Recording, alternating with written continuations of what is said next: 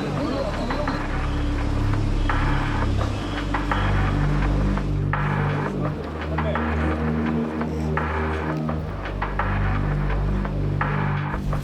오늘 어떤 부분 중점적으로 조사하셨나요? 피해자가 급발진했다는 주장 여전히 똑같았습니다. 요즘 좀 어떤 부분 좀 중점적으로 검토하셨는지 말씀.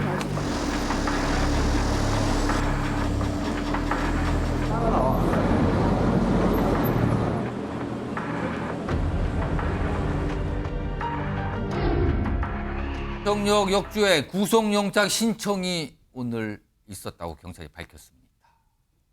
화면으로 좀 정리해보죠. 너무 많은 희생자를 낳았죠. 시청역 부근에 있었던 역주행 사고 참사였습니다. 그런데요, 오늘 경찰이요, 어제 오후에 이렇게 했다 밝혔는데 구속영장을 신청했습니다. 그래서 그간 수사 내용을 이제 반영한 거라고 그러는데, 손정희 변호사? 신청 배경 이거 어떻게 봐야 됩니까? 처음부터 경찰은 사실은 사안이 굉장히 중대하고 피해가 극심했기 때문에 신병 확보도 고심했던 사안입니다. 그런데 이제 피의자가 병원에서 치료 중이다 보니 즉각적으로 구속영장을 청구하지는 못했고 어느 정도 치료가 됐다라고 본 시점에서 신병 확보 시도를 한다라고 보시면 될 것 같은데요. 9명이나 되는 사람들이 사망에 이르는 결과가 이뤄졌고 특히 현재 범행을 부인하면서 급발진 주장을 3차 조사까지 이어가고 있기 때문에 이것은 범행을 부인해서 증거인멸 가능성, 도망갈 염려가 있다라고 수사기관이 판단하고 구속영장을 신청한 것입니다. 자, 그동안 있었던 시간이 꽤 흘렀거든요. 좀 날짜별로 정리해보면은요, 여러 가지 사항이 있고 파악하는 단계였었는데, 이게 사고가 난 시점이 있고요. 중간에 보시면 경찰 정밀 감정 결과, 이게 15일이거든요. 국가수는 가속 페달 90% 이상 밟은 것을 확인. 그렇다면 이게 급발진이 아닐 가능성이 높다라는 그때 설명이 나왔거든요. 그리고 19일에는요, 3차 경찰 수사 있던 날인데, 차량 결함이나 급발진 주장을 고수했다. 계속 운전자는 이거고요. 그리고 오늘 구속영장 청구됐습니다.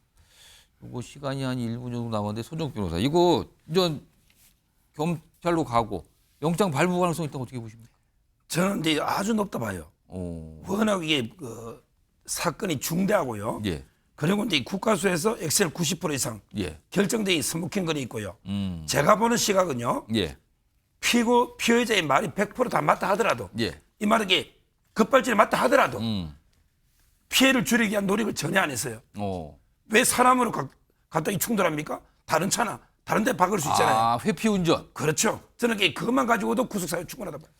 손정희 변호사, 지금 경찰 쪽에서는 급발진 아니라고 보는 것 같고 어떤 결과를 가지고, 근데 운전자는 계속 급발진 주장하는데 이게 좀 재판을 가지 않겠습니까? 만약에 최종적으로 되면 그럼 이게 큰 쟁점이 되는 겁니까? 그러면? 그렇습니다.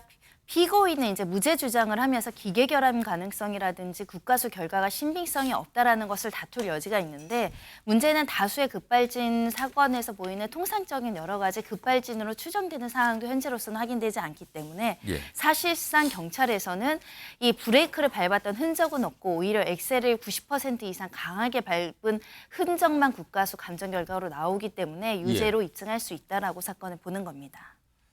지금 요 내용에 대해서 뭐 일단 신청됐으면 검찰로 가서 공식 청구가 되고 법원의 판단, 그리고 그 이후에 뭐 기소가 되거나 그럼 재판에 가고, 이게 좀 많이 남아 있는 상황입니다. 좀 기다려 봐야겠습니다.